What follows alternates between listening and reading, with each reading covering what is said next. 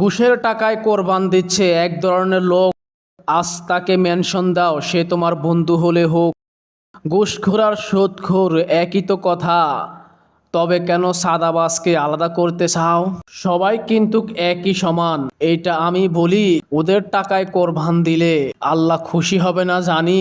গোস্ত খাওয়ার জন্য যদি দাও তোমরা কোরবান, ঘুষের টাকা সুদের টাকা, তাহলে দিতে পারো কোরবান। আল্লাহকে যদি খুশির জন্য দাও তোমরা কোরবান, সঠিক হালাল টাকা দিয়ে দিতে হবে কোরবান। তাই সবাই সতর্ক থাকবেন যেন ঘুষ, যারা দুর্নীতি করে, টেন্ডারবাজি করে, ছাতাবাজি করে, ঘুষখোর এমনকি সুদখোর, ওদের থেকে বিরত রাখবেন।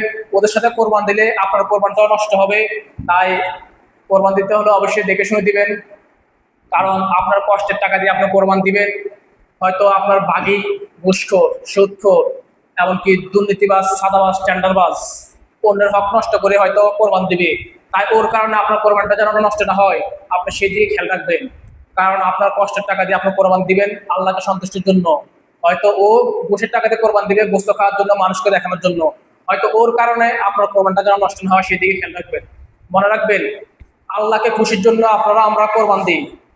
যে কোরবান দেয় অবশ্যই আল্লাহকে খুশির জন্য। এমন কারোর সাথে কোরবান দিবেন না যার কোরবানের কারণে আপনার কষ্টের টাকার কোরবানিটা যেন নষ্ট না হয়। অনেকে ঘুষের টাকা দিয়ে অনেক বিশাল গরু কোরবান দেয়, অনেকে সুদের টাকা দিয়ে দেয়, কেউ সাদাবাজের টাকা দিয়ে দেয়। কিন্তু ওদের কারণে হয়তো আপনার কোরবানটাও নষ্ট হবে। আপনার পরিশ্রমের টাকা দিয়ে আপনি কোরবান দিবেন, কিন্তু তাদের সাথে কোরবান দিলে আপনার কোরবানটাও নষ্ট হবে। তাই আল্লাহকে খুশি করার জন্য কোরবান দিবেন, মানুষকে দেখানোর জন্য নয়, এমনকি গোস্ত খাওয়ার জন্য নয়। তাই সবাই সতর্ক অবস্থায় থাকবেন, এমনকি যার সাথে কোরবান দিবেন তার সম্বন্ধে অভিজ্ঞতা নিয়ে তারপর কোরবান দিবেন।